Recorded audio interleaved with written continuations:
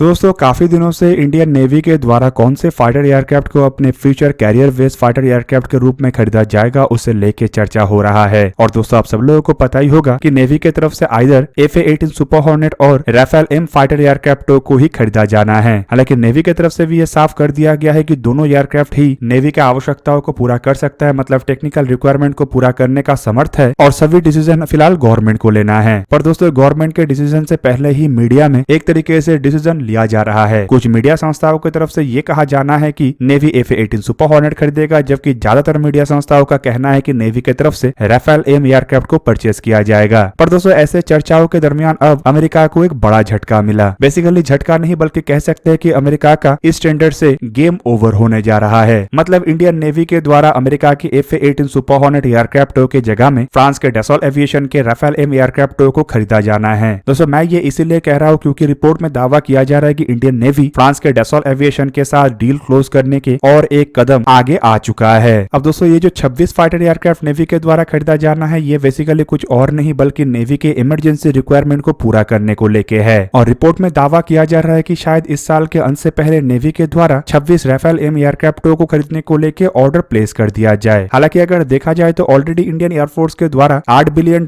की लागत से साल 2016 में 36 राफेल एयरक्राफ्टों को परचेस किया जा चुका है और इनमें से सभी एयरक्राफ्टों का डिलीवरी पिछले साल के अंत तक मतलब साल 2022 के अंत तक इंडियन एयरफोर्स को कर भी दिया गया है। वैसे तो दोस्तों नेवी के तरफ से दोनों एयरक्राफ्टों को लेके ही एक तरीके से क्लियरेंस दे दिया गया है। मतलब नेवी का कहना है कि कोई भी एयरक्राफ्ट अगर खरीदा जाता है तो वो नेवी के आवश्यकताओं को पूरा कर सकता है। लेकिन कुछ रिपोर्टों में दावा किया जा रहा है कि नेवी के द्वारा डिफेंस मिनिस्ट्री को नेवी के तरफ से FA-18 सुपर हॉर्नेट एयरक्राफ्टों के ऊपर राफेल M एयरक्राफ्टों को रखा गया है। रिपोर्ट में यह भी दावा किया जा रहा है कि नेवी के तरफ से राफेल M के कॉम्पिटिटर मतलब FA-18 सुपर हॉर्नेट एयरक्राफ्टों के साथ राफेल M को कंपैरिजन करके एक डिटेल एनालिसिस किया गया है और उसके बाद एयरक्राफ्ट के प्रोक्योरमेंट के प्रपोजल को गवर्नमेंट के सामने रखा गया है। दोस्तों यहाँ पे आप लोगों को ये भी जानकर रखना चाहिए कि नेवी की तरफ से अपने बेड़े के एकमात्र carrier based multi role fighter aircraft मतलब MiG-29 एयरक्राफ्टों को रिप्लेस भी करना चाहता है, जो फिलहाल सोवियत ओरिजिन के INS विक्रमादित्य एयरक्राफ्ट कैरियर के ऊपर इस्तेमाल हो रहा है। जबकि दूसरी तरफ अगर देखा जाए तो एक साल पहले गोवा स्थित शोरवेस फैसिलिटी से जब दोनों एयरक्राफ्टों को ही टेस्ट किया गया था तब से लेके अब तक इस टेस्ट में राफेल एयरक्राफ्ट ही बढ़ोतरी हासिल बनाए रखा है। कुछ रिपोर्टों में तो दोस्तों ये भी दावा किया जा रहा है कि टेस्ट में ही राफेल M एयरक्राफ्टों ने FA-18 सुपर हॉर्नेट एयरक्राफ्टों को आउट परफॉर्म कर दिया था और एक तरीके से नेवी के द्वारा जितना भी बताया जाए कि दोनों एयरक्राफ्ट नेवी के आवश्यकताओं को पूरा कर सकता है, लेकिन असल कंपैरिजन में Rafale M aircraft basically navy के लिए सबसे परफेक्ट होगा। हालांकि इसके अलावा एयरफोर्स के द्वारा जो 36 राफेल एयरक्राफ्टों को इस्तेमाल किया जा रहा है वो असल में बेसिकली 2 बेसिस में इस्तेमाल हो रहा है, मतलब एक अंबाला और दूसरा हसीमारा। और इस कारण एक तरीके से अगर नेवी के द्वारा भी राफेल M एयरक्राफ्टों को परचेस किया जाता है तो मेंटेनेंस सर्विस और ट्रेनिंग का जो रिक्वायरमेंट है वो तो घटेगा ही, साथ में इसमें खर्चा होने वाले वक्त को भी काफी हद तक सेव किया जा सकेगा क्योंकि राफेल मरीन और राफेल एयरफोर्स में करीबन 80% तक सेम कंपोनेंटों का इस्तेमाल हुआ है। अब दोस्तों इंडिया की तरफ से ये जो 26 carrier borne multi role fighter एयरक्राफ्टों को परचेस किया जा रहा है, असल में इंडियन नेवी के द्वारा इसका इस्तेमाल पहला इंडिजीनियस एयरक्राफ्ट कैरियर मतलब INS विक्रांत के ऊपर किया जाना है। और INS विक्रांत एयरक्राफ्ट कैरियर को अगर देखा जाए तो ये पिछले साल के सितंबर महीने में ही इंडियन नेवी में कमीशन हो गया है और एक महीना पहले से इस एयरक्राफ्ट कैरियर के ऊपर एयरक्राफ्टों के ट्रायल को भी अंजाम देना शुरू कर दिया गया है। मतलब एक क्रिटिकल एविएशन ट्रायल से इस एयरक्राफ्ट कैरियर को गुजारा जा रहा है, जिस दरमियान एयरक्राफ्ट कैरियर के ऊपर नेवी के लिए बनाए हुए LCA नेवी मतलब तेजस एयरक्राफ्टों के नेवल वेरिएंट और MiG-29 एयरक्राफ्टों का लैंडिंग और टेक ऑफ को अंजाम दिया जा रहा है। अब दोस्तों यहाँ पे आप लोगों को यह भी जान के रखना चाहिए कि अमेरिका की तरफ से भरपूर प्रयास ये भी किया जा रहा है कि किस तरीके से भारत को अमेरिका के FA-18 सुपर हॉर्नेट जैसे एयरक्राफ्टों को खरीदने को लेकर मनवाया जा सके। और इसके लिए अमेरिका जहां पे एक तरफ लॉबिंग कर रहा है तो वहीं पे दूसरी तरफ मीडिया में भी अपने एयरक्राफ्टों को बड़ा दिखा के एक पॉजिटिव वातावरण अपने एयरक्राफ्टों के पक्ष में करने का भी काम कर रहा है। हालांकि ऐसे पॉजिटिव वातावरण बना के एयरक्राफ्टों को सिलेक्ट करवाना इंडिया में तो पॉसिबल नहीं है क्योंकि इंडिया में लॉबिंग और ऐसे मीडिया के डिसीजनों के ऊपर काम नहीं होता है। दूसरी तरफ अगर देखा जाए तो अमेरिका के द्वारा FA-18 सुपर हॉर्नेट एयरक्राफ्टों के प्रोडक्शन फैसिलिटी को भी साल 2025 से बंद करने का इरादा रखा जा रहा है और दूसरी तरफ अमेरिका अपने बेड़े में FA-18 सुपर हॉर्नेट जैसे एयरक्राफ्टों के जगह में F-35 एयरक्राफ्टों को शामिल कर रहा है। मतलब अगर भारत की तरफ से FA-18 सुपर हॉर्नेट एयरक्राफ्टों को खरीदा जाता है तो केवल मात्र 26 एयरक्राफ्टों के लिए अमेरिका अपने संपूर्ण प्लांट को आने वाले 30 से 40 साल तक तो कभी रन नहीं करेगा। और दोस्तों इससे एक तरीके से आप कह सकते हैं कि इंडियन नेवी इन एयरक्राफ्टों को खरीदने के बाद अगर प्रोडक्शन इन एयरक्राफ्टों का बंद हो जाता है तो स्पेयर पार्ट्स के एक अभाव से से इंडियन नेवी को गुजरना पड़ेगा। हालांकि दोस्तों इसके अलावा एयरफोर्स के जो 114 फाइटर एयरक्राफ्टों का टेंडर है उसमें भी अमेरिका की तरफ से F-18 सुपर हॉर्नेट एयरक्राफ्टों का ऑफर तो किया गया है, लेकिन कुछ रिपोर्टों में यह भी दावा किया जा रहा है कि F-15EX एयरक्राफ्टों के एंट्री के बाद Boeing company F-18 Super Hornet एयरक्राफ्टों को टेंडर से विड्रॉल करने को लेकर भी सोच विचार कर रहा है। और ऐसे में अगर दोस्तों इस टेंडर से F-18 Super hornet aircraft withdrawal हो जाता है तो इस टेंडर के अंतर्गत भी भारत को किसी अन्य एयरक्राफ्ट खरीदना पड़ेगा और केवल मात्र नेवी के 26 एयरक्राफ्टों के लिए एक संपूर्ण एयरक्राफ्टों के इकोसिस्टम मतलब मेंटेनेंस, रिपेयर और ओवरऑलिंग जैसे फैसिलिटीज के साथ साथ ट्रेनिंग फैसिलिटीज को बनाना नुकसानदायक हो सकता है। एयरफोर्स के अगर 114 फाइटर एयरक्राफ्टों के टेंडर को देखा जाए तो यहाँ पे भी राफेल एयरक्राफ्टों को ही पहला पसंद माना जा रहा है। मतलब राफेल एयरक्राफ्टों के चुने जाने का संभावना अधिक है। और दोस्तों अगर राफेल एयरक्राफ्ट उस टेंडर में भी चुना जाता है तो इंडियन एयरफोर्स के पास करीबन 150 राफेल एयरक्राफ्ट होगा, जबकि नेवी के पास एडिशनल 26 राफेल एयरक्राफ्ट का मतलब है कि इंडिया के पास कुल मिला के 176 राफेल एयरक्राफ्ट होगा। और दोस्तों 176 काफी बड़ा नंबर होता है, जिससे कि एयरक्राफ्टों के मेंटेनेंस, ओवरऑल और रिपेयर जैसे फैसिलिटीज भी भारत में काफी मजबूत होगा। और ये जो नेवी के 26 एयरक्राफ्ट है इसके मेंटेनेंस, ओवरऑल और रिपेयर के साथ साथ ट्रेनिंग को लेकर नेवी को 1% भी मुशक्कत करना नहीं पड़ेगा।